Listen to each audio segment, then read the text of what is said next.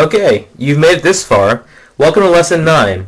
In this lesson, we'll be covering Social Security as a tool of insurance. Now, before we begin, it's important to acknowledge that Social Security is often a hot topic for political discussions. There are many doubts as to the sustainability and its future.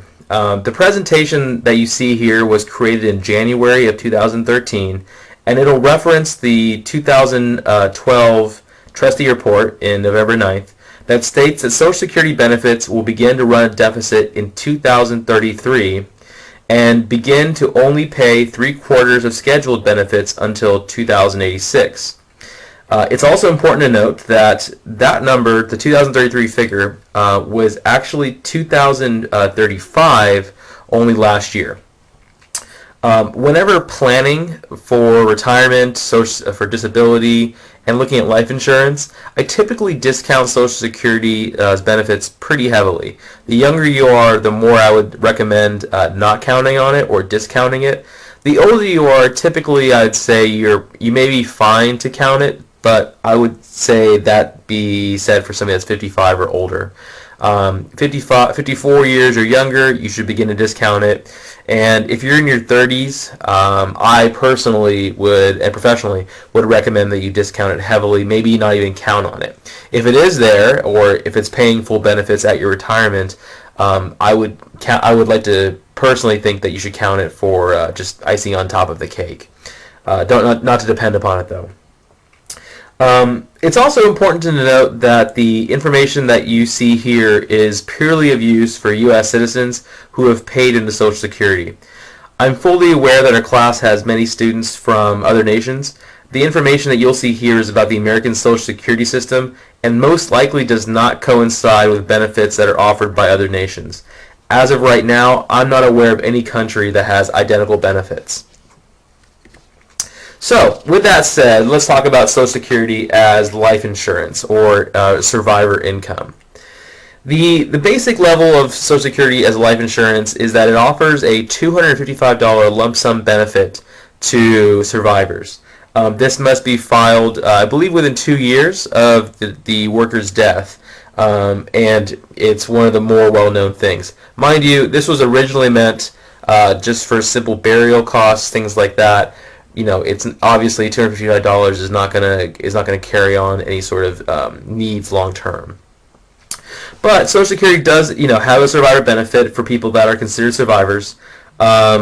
It's important to note that Social Security only acts as a safety net with limited amount of benefits for survivors of someone that is covered by Social Security. Covered in this case means having at least 6 quarterly credits.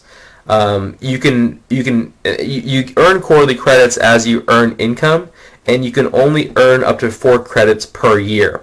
It used to be that they were specifically quarterly, but now you can essentially, it's just done upon your aggregate income earned that year. And as long as you exceed the minimum number of income, you can actually earn all 4 credits even in a month or two.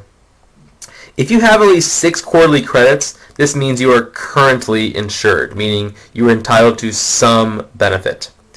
So let's talk about who is a survivor. A survivor would be a spouse who is caring for a child who is 16 years or younger, or caring for a child who is disabled before age 22. So again, a spouse who is caring for a child 16 years or younger, or disabled who is disabled before age 22. Just being married in general does not automatically make somebody a survivor that is entitled to survivor benefits. An unmarried child can also receive Social Security benefits as long as they are under 18, or they can be up to 19 and covered if they're still in high school, or a child of any age if he or she was disabled before age 22. It is important to note that the definition of child in this situation must be either natural related, adopted, or a stepchild at least 50% dependent upon the worker, or a grandchild whose parents are either deceased or disabled. So again, the reason I cover all this is because many people have the assumption that just because Social Security pays benefits to survivor, it's a pretty loose definition. As you can see, it's not really that loose. As you can see the rules right here. So the Social Security Administration uses the terms currently insured, like we just talked about. That means you've paid into Social Security and earned at least 6 quarterly credits. Fully insured, which we'll define here, and permanently insured. These are important to understand because you should know what status you currently have. Again, we'll review all three and then recap at the end as far as the benefits. Let's examine the different ones for a moment. Like we talked about, currently insured means you've paid into Social Security and earned at least 6 quarterly credits. Being fully insured provides more coverage than somebody that's currently insured. Being fully insured means that you have at least 1 quarterly credit for each and every year after the year you turn 21 and until either you pass away or turn 62. Let me repeat that. To be fully insured, you need to have at least 1 credit for each year after you turn 21. So if you took a long multi-year break from paying into Social Security, you may not be fully insured. The good example of this is that certain government organizations, as well as teachers, may be excluded from paying into Social Security. If you're one of those, you may want to talk to the Social Security Administration to see if you're considered fully insured. The easiest way, or one way to tell, is if you look at your paycheck and see a FICA expense, F-I-C-A, the FICA tax, that's what goes to pay for Social Security. If that's not on your pay stub, you may not be paying into Social Security. If you're self-employed, you pay self-employment tax, which again would entitle you to Social Security.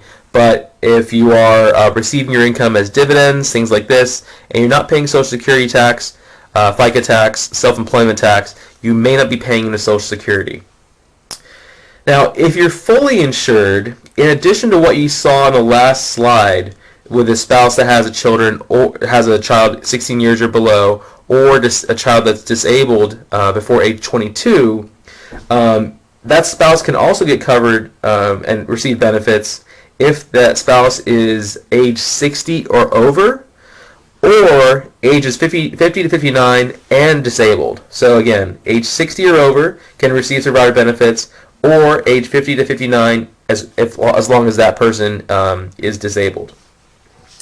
Permanently insured means that, let me repeat that. You can be permanently insured, and again, that means that you're fully insured indefinitely, but you must earn at least 40 quarterly credits. So doing the math, if you can earn up to 4 credits per year maximum, you essentially would need to work at least 10 or 11 years in order to reach that permanently insured status. Once you are permanently insured, you'll never lose your fully insured status. So being fully insured, again, means that you have worked and earned a benefit each and every year. If you take breaks while you're fully insured, though, without being permanently insured, that means you may drop down to currently insured. Hopefully that makes sense. If it doesn't, please bring up some questions in the discussion forums. So let's talk about how much can be received. Let's kind of demystify that a bit. In general, eligible family members can receive up to 75% of the insured worker's Social Security benefits. There is a family maximum that a household can receive in Social Security benefits. It's not unlimited. If a widow is of retirement age, meaning she's age 62 or older, and unmarried, he or she can choose between the higher of that person's Social Security benefits or the deceased spouse's Social Security benefit. Again, the higher of the two of their own benefit or their deceased spouse's Social Security benefit.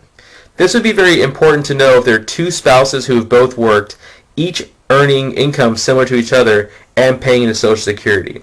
If one spouse has a slightly higher Social Security benefit, they may choose to have their own over their deceased spouses. All survivor benefits are adjusted on an annual basis to give for an increase of cost of living.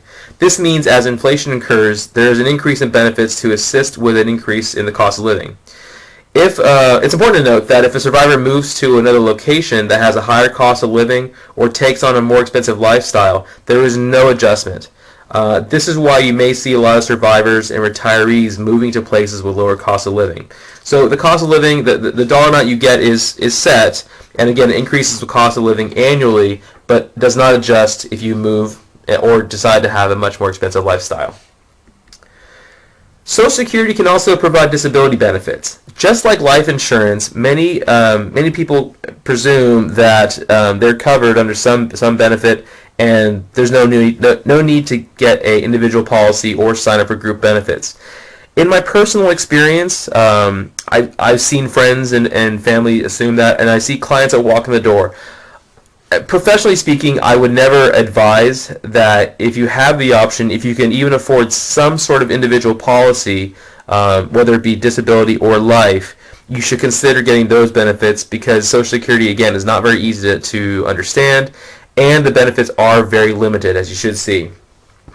Disability benefits work for any sort of covered worker that has a disability that will last at least 1 year or result in death. Again, it's a very strict definition.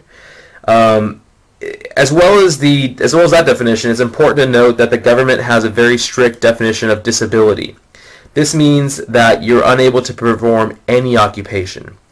In the last lesson, when we discussed private disability insurance, we gave the example of a dentist or surgeon who cannot perform their job duties and chooses not to do any other job. In the eyes of Social Security, they would not be disabled. These people may be eligible to get benefits in the private insurance policy, but they would not receive any benefits from Social Security if they just choose to not do their own job. If they choose to not do any job that they're eligible for. Meaning, again, a surgeon that injures his hands, if he's unable to be a surgeon, but it's reasonable that he could work in some other capacity, some other field, he would not be eligible for Social Security benefits. Again, a very important distinction. It's any occupation coverage, and again, the disability must last for more than a year. There's no real short-term disability that's as rich as the individual policies. In order to qualify for Social Security disability, you need to pass 2 earnings tests. The first test is based upon your age at that time of disability, and the second test checks to see if you've worked long enough and made contributions into Social Security. As we discussed a minute ago, currently insured people under Social Security may be eligible for death benefits or survivor benefits. However, they would not be eligible for disability benefits. You must be fully insured, which means you must have at least 40 credits in order to have disability coverage under Social Security. And again, if you're permanently insured, you are automatically fully insured without any sort of breaks. You can discontinue paying your Social Security essentially and still have fully insured status. If you haven't already, I would suggest you walk through the example of Larry and Ann in the UCI Open Courseware. It gives a great example of a recently disabled 50-year-old worker with a dependent spouse and children. It also addresses the consequence and benefit of the spouse returning to work.